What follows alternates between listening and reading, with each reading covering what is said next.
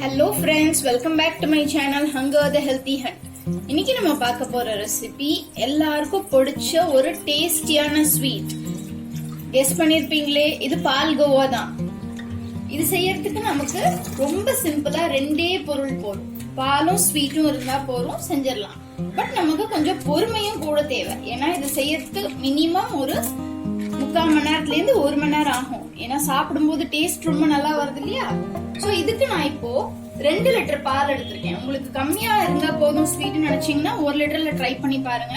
இல்ல ஜாஸ்தி வேணும்னு நினைச்சீங்கன்னா 2 லிட்டர் பால் எடுத்துட்டு அதுக்கு ஒரு 400 கிராம் சக்கரை இருந்தா போதும். ஒருவேளை ஸ்வீட் ஜாஸ்தி வேணும்னா ஒரு 1/2 கிலோ சேர்த்துக்கலாம். சோ எப்படி செய்யறதுன்னு பாக்கலாம் வாங்க. இப்போ நான் 2 லிட்டர் பால் இதுல விட்டு நல்லா வத்த காய்ச்ச போறோம். நம்ம கொஞ்சம் கொஞ்சமா கூட விடலாம். ஃபுல்லா ஒரே சமயத்துல விடாம நம்ம கொஞ்சம் கொஞ்சமா ஆட் பண்ணோம்னா கொஞ்சம் நல்லா பிரைட் ஒயிட் கலர்ல வரும். இந்த மாதிரி நம்ம மொத்தமா விட்டு கிண்டும் போது கொஞ்சம் கலர் மாறும். பட் நம்ம வந்து கைவிடாம கிண்டணும். இதுல முக்கியமான விஷயமே நம்ம கைவிடாம கிண்டிக்கிட்டே இருக்கணும். நம்ம இப்ப கொஞ்சம் கொஞ்சமா வத்த வைக்கலாம். இத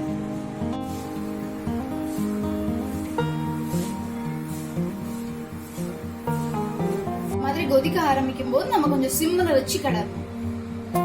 சைட்ல ஏடு ஃபார்ம் ஆச்சுன்னா அது எல்லாத்தையும் நம்ம எடுத்து உள்ள போட்டுக்கணும். நம்ம இந்த மாதிரி ஒரு அடிகனமான பாத்திரமோ இல்ல நான்ஸ்டிக் பாத்திரம் எது இருக்கோ அதை எடுத்துக்கிட்டோம்னா ஈஸியா நம்ம வந்து செய்யலாம். இல்லன்னா உங்களுக்கு பால் கொஞ்சம் அடி பிடிச்சிடும். அதே மாதிரி கொஞ்சம் வத்துற ஸ்டேஜ்ல கண்டிப்பா கைவிடாம கிளறிட்டாதான் இருக்கும். இப்ப நல்லா பாதி அளவு வத்துருச்சு.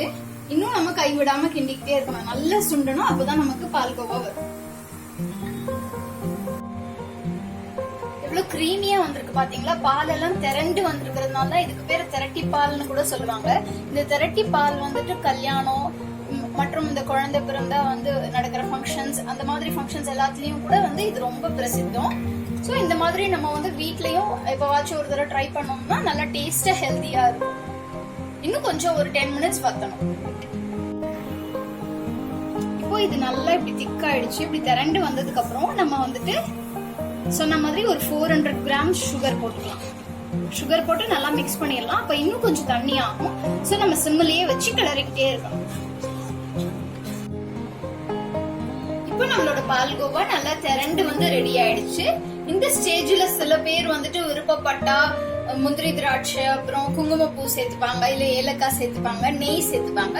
பட் எனக்கு இது பிளெயினா இருந்தாதான் திரட்டி பால் ரொம்ப பிடிக்கும். அதனால நான் இந்த ஸ்டேஜ்ல அப்படியே ஸ்டவ் ஆஃப் பண்ணிடுறேன். சோ இது நம்ம ஒரு பவுலுக்கு மாத்திரலாம். இப்ப நம்மளோட டேஸ்டியான பால்கோவா ரெடி ஆயிடுச்சு. இந்த ஸ்வீட்டை கண்டிப்பா நீங்க உங்க வீட்லயும் ட்ரை பண்ணி பார்த்துட்டு எப்படி இருந்ததுன்னு எனக்கு சொல்லுங்க. இந்த வீடியோ உங்களுக்கு பிடிச்சிருந்தா லைக் பண்ணுங்க, உங்க ஃப்ரெண்ட்ஸோட ஷேர் பண்ணுங்க. என்னோட சேனலை மறக்காம சப்ஸ்கிரைப் பண்ணி பெல் பட்டனை ஹிட் பண்ணிக்கோங்க. தேங்க்யூ.